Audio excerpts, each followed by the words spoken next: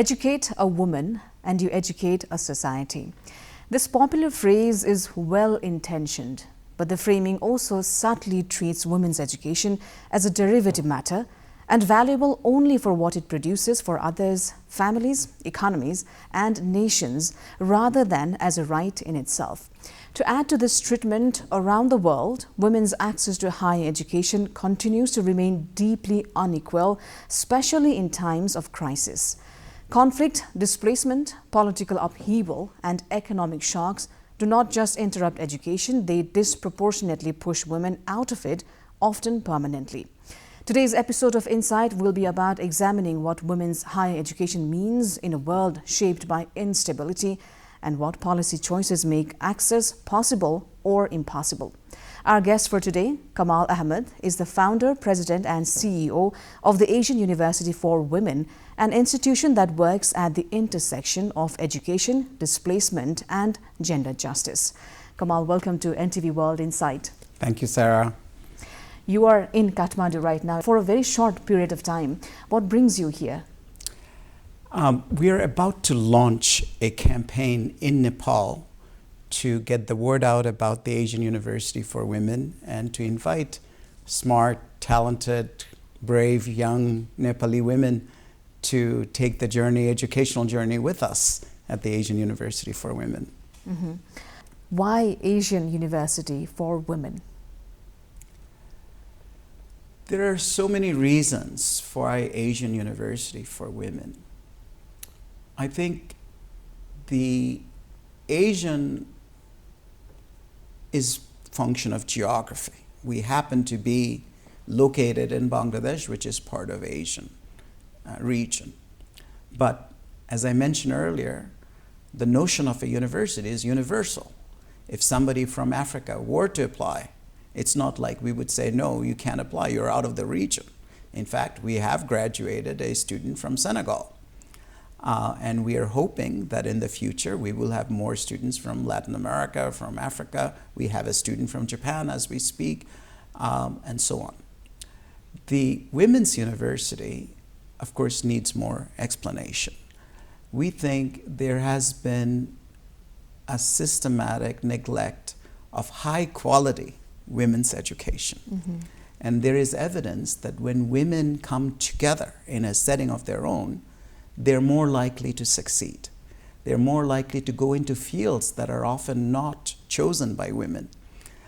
For instance, it is evident that women, students who go to women's colleges and universities tend to go more towards sciences and engineering. That's something we want to foster. We have a summer school where we invite high school students to come for the summer for a math and science camp, so that those talents are nurtured earlier on.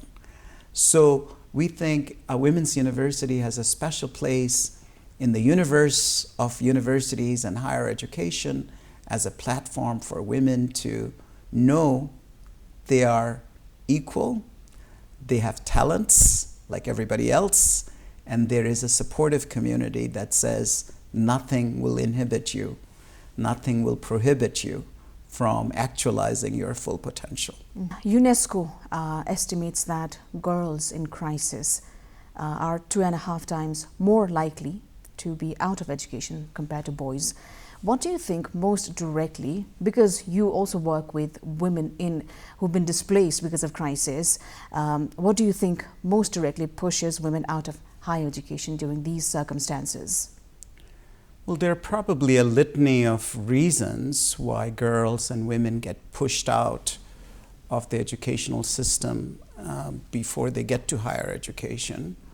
One of the more crucial ones is early marriage. You know, in societies where girls get married so young, the question of higher education does not even arise. When families are at a stress, economically or socially or politically, the first ones to sacrifice often are girls. You say, okay, we'll educate the boy.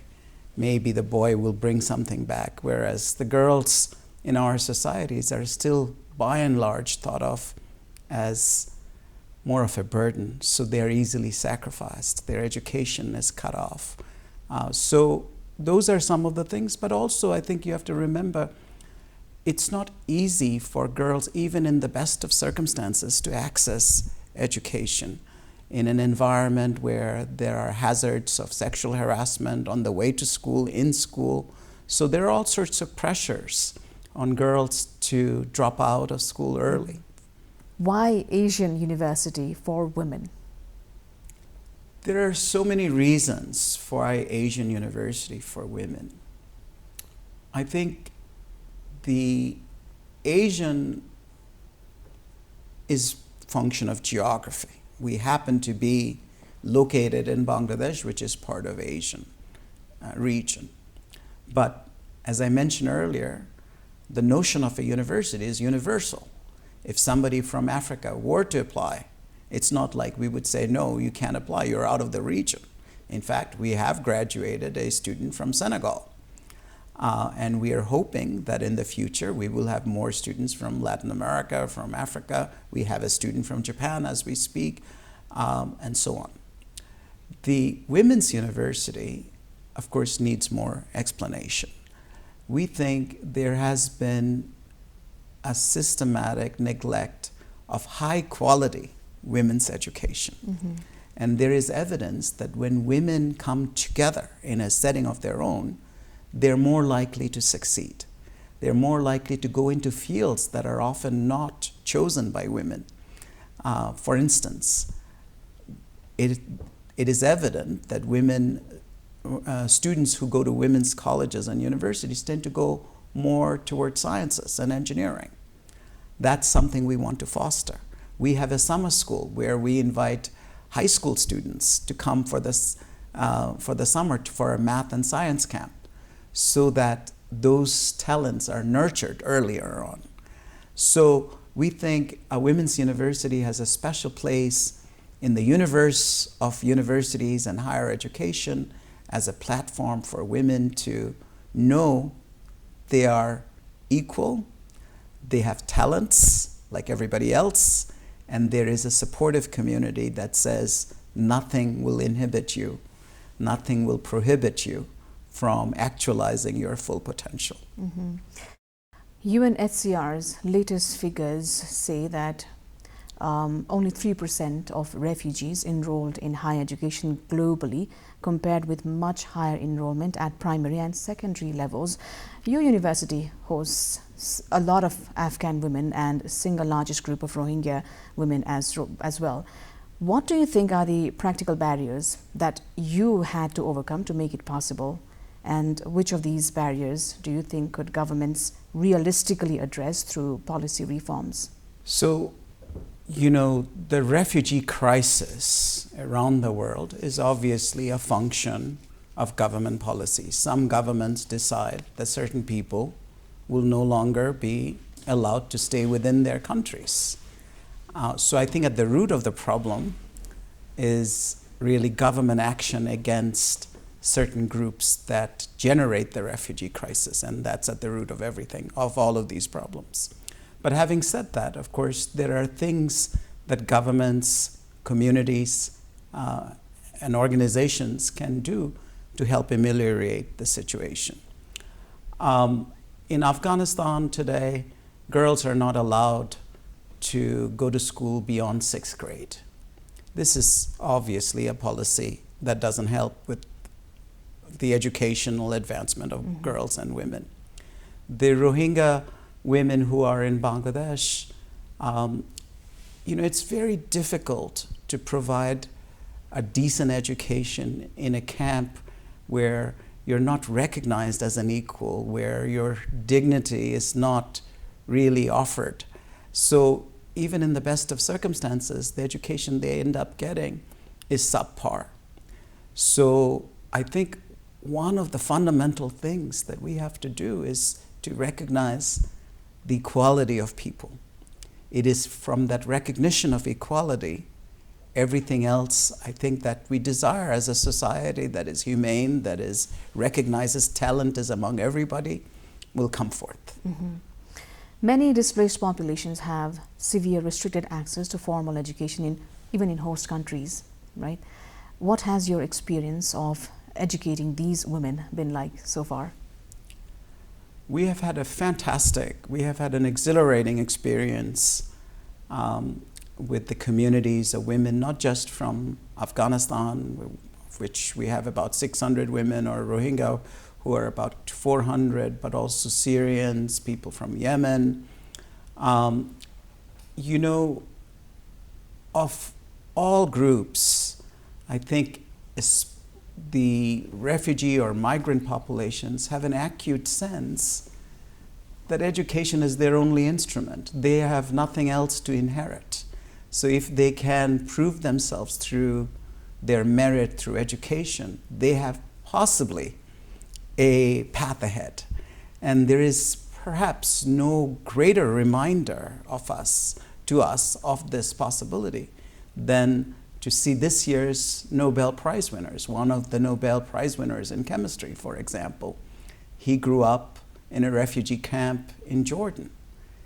And as he said, it was his father's insistence that education will be the only path through which he could come out of that kind of a predicament that allowed him to come to the stage where he is now a Nobel Prize winner. Mm-hmm. Now, in humanitarian settings, most funding goes to primary education, while higher education receives less than 3% of global education in emergencies funding. Based on your university's outcomes, how would you argue that higher education for displaced women should be treated as a core humanitarian investment rather than a long-term aspiration? I think we have to recognize the imperatives of both, the imperatives of humanitarian action immediately and the long-term prospects of solutions to these problems. Of course, without primary education, one cannot aspire for secondary or higher education. One of the challenges have been people have looked at the system in segmented ways. You cannot imagine a secondary or a primary education system functioning effectively unless there is a higher education system that is robust. Where will the teachers come from? Who will develop the curriculum? Who will support the organization of schools and colleges? But I think one thing that has been under-recognized is the power of higher education in germinating and cultivating leadership. Ultimate solution of a lot of the crises we see today will spring from the leadership of these communities. Mm-hmm. If you don't have an educated leadership, it is hard to imagine how they will come out of the predicaments they're in. Mm-hmm. So I don't think it's one or the other. We have to do both. I think it is imperative that we do not think of higher education as something that can be spared, mm-hmm. because if we don't invest in higher education, these communities will continue to be voiceless. Others will have to speak for them, and that is never a good thing. Mm-hmm. You spoke about leadership. Over the course of time, in recent years especially, the number of enrollment of women in higher education has increased. It's more than 50% of the total enrollment. But when we talk about women in leadership position or researchers or academic leaderships, it's only around about 30%. Where do you see the gap, and what are we not doing or not doing right? Well, there are many challenges. Education, of course, is the first step. But that is not in itself sufficient. For example, if you look at medical graduates in South Asia, actually quite a large percentage of medical graduates are women. But when it comes to practice of medicine, the number dramatically diminishes. Why? Quite often, these women post-graduation are married, and there are societal pressures on them being in public life and being practiced that even though they could have been the best doctors, mm-hmm. they've stayed home to take care of families or children or what have you. There are also, in certain places, laws that permit women to get an education, but let's say you've become a lawyer, you can't practice because there are still discriminations in the employment field by statute, by law. And in other places, there are also, organizational inhibitions to promoting women.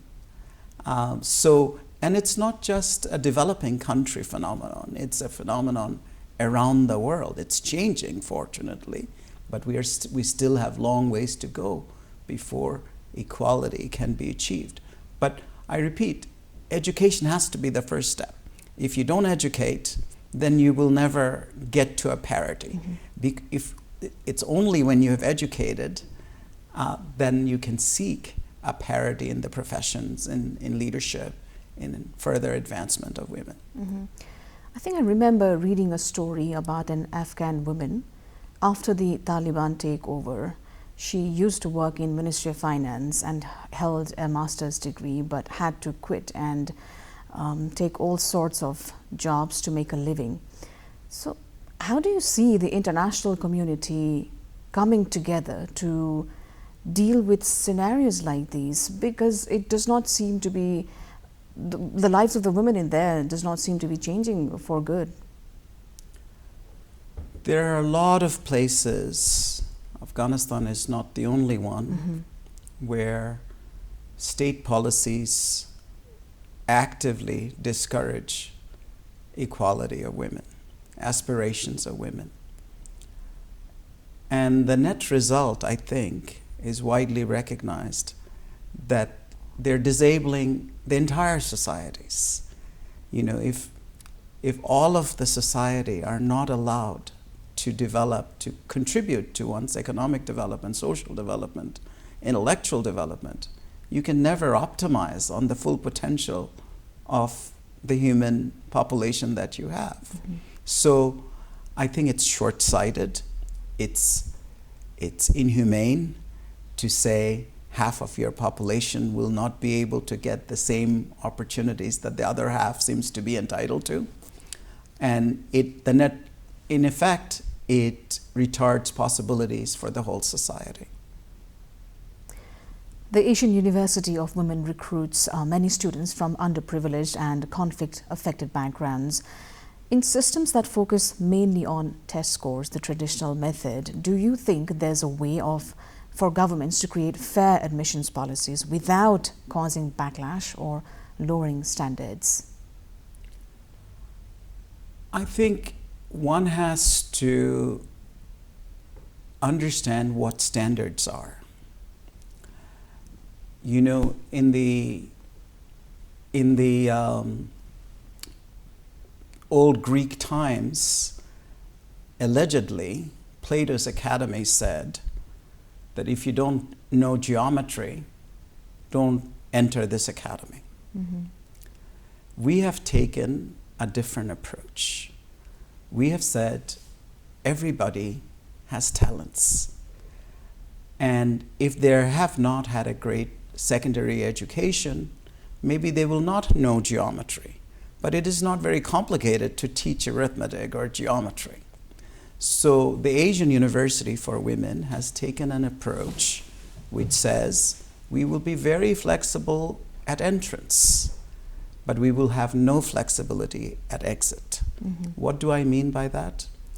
We mean that somebody coming from a poor, let's say in the Terai community in Nepal or in the western region, they will not have the same schools as many of the more prominent schools in Kathmandu have. They will not have the same academic standards. But that doesn't mean they don't have the potential to learn.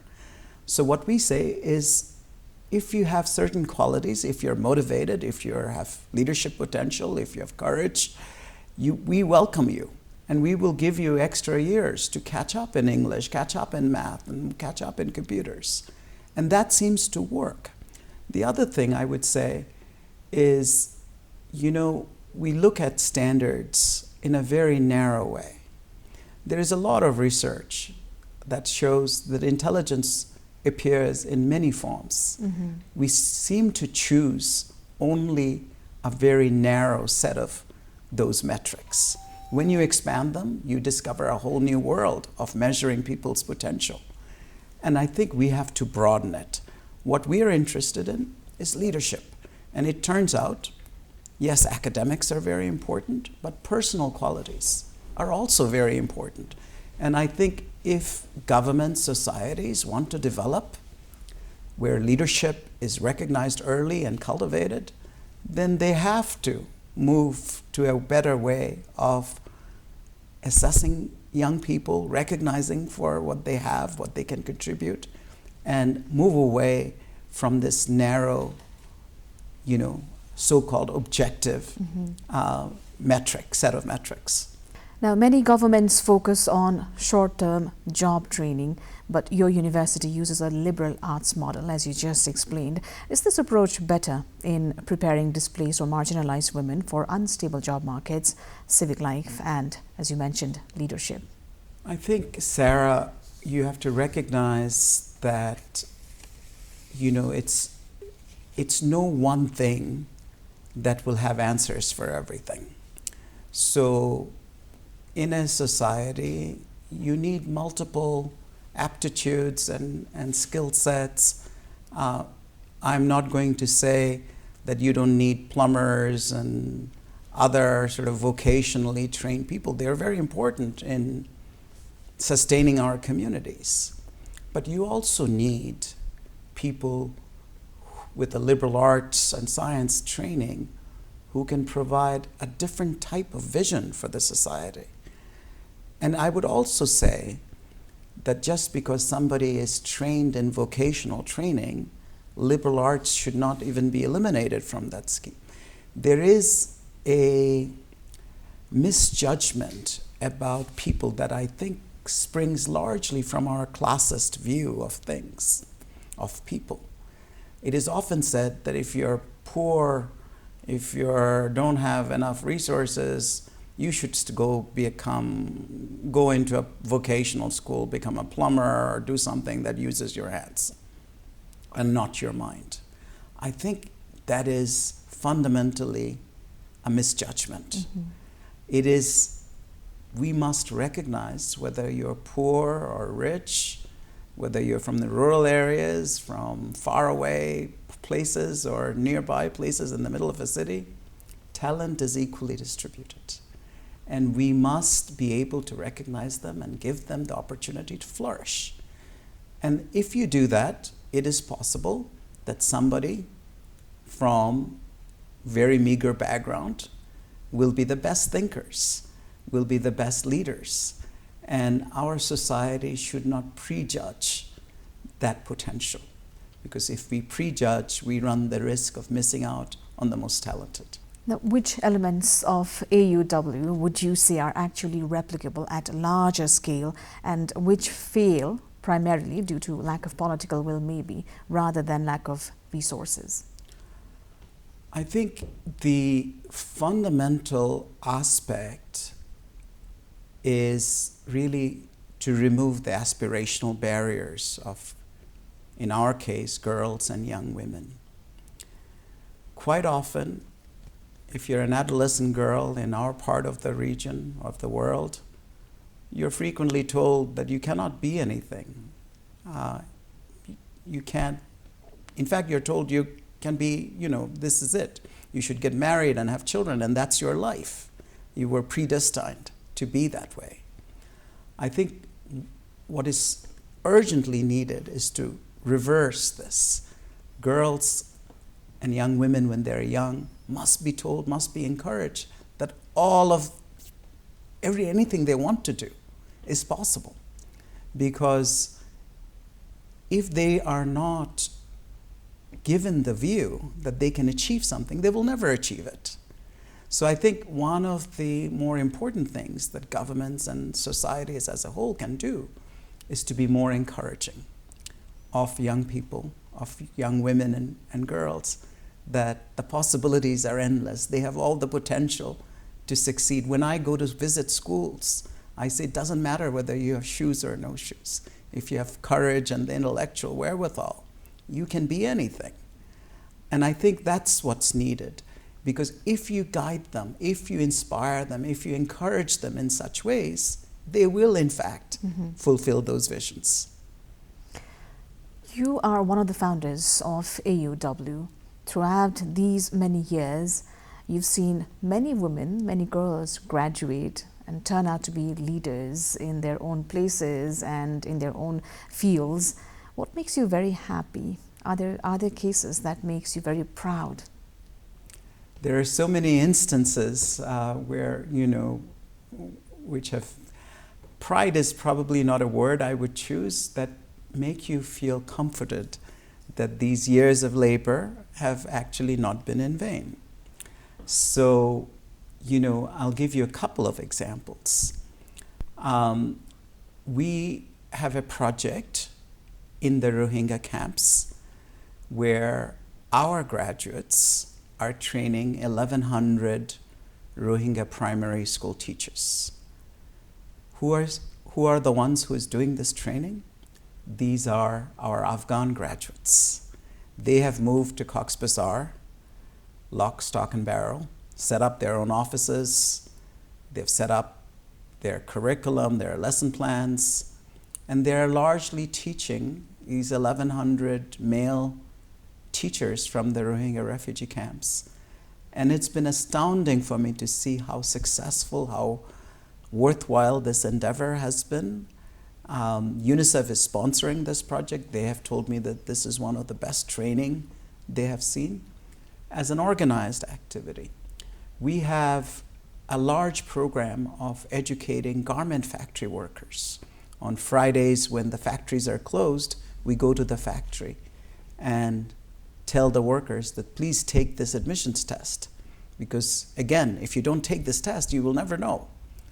And maybe out of thousands of young women who take these tests, about 100 or 200 get in. But many of these young women who were previously working on the shop floors of factories have become bankers. Some are even contemplating starting their own factories. So you see education not only as an instrument of changing perspectives, but also empowering them in such a way that they can alter everybody else's perception of what is possible. Mm-hmm. For women that are watching this interview right now, for those who are interested in enrolling or exploring opportunities at AUW, how can they approach AUW and what kind of opportunities can they expect to access? Great question. AUW is an international university based in Chittagong, Bangladesh. We offer an undergraduate program in the liberal arts and sciences across many disciplines, and a limited set of graduate programs in professions like education or management and so forth. By definition, a university is open to everybody. Mm-hmm. So we have students from 22 different countries. We have 90% of our students are on full scholarship, where every cost, even international travel, their costs of room, board, tuition, books, computers are covered by the institution. We are looking for the brightest young women we can find anywhere. So I hope from the great schools like St. Xavier's or St. Mary's in Kathmandu to schools in the Terai region in Western Nepal, young women who want an education, they will consider coming to AUW. What we can promise them is that we will do our best to provide the best education they can get. What about the age bracket for women that are interested to apply, and if there are any men who are also interested to apply? The age bracket is between 17 and 23 for women who want to apply for admission into the university. For men, I'm afraid we do not admit men. Men are welcome to apply to come join the faculty or administration, because our faculty and administration are international. They come from all over the world, and both men and women partake in the learning and teaching in the community. So we are a women's university. the only students on campus are really women. Mm-hmm. This is interesting. Have you had any of your own graduate students as faculty members? You know, we have just appointed a young woman, Nazifa is her name. She graduated from the Asian University for Women and obtained her PhD with lots of laurels from Cambridge University. And we've invited her back to become a member of our faculty. And there are others who work as teaching staff, not at the undergraduate faculty level. Of the 2,000 or so graduates we have had, nearly 50% have completed graduate degrees at the master's level, and almost 80 graduates are pursuing or have completed PhDs. So we see a full circle of our graduates going on to some of the best universities in the world for their graduate work and returning to AUW to teach and germinate yet another generation of talented students from all over the world. Kamal, Ahmad, thank you so much for being on NTV World Insight. Thank you for having me. Well, what we can sum up from today's interview is that women's higher education does not fail by accident. It fails by design, by neglect or political choice as well. As crises are becoming more frequent, the question is no longer whether we can afford to invest in women's higher education, but whether we can afford not to. Institutions may innovate, but lasting change requires policy commitment by governments, donors, and global systems to protect women's rights to lead, learn, and shape the future. Our discourse on making this world a just place will continue here on Insight. Until next time.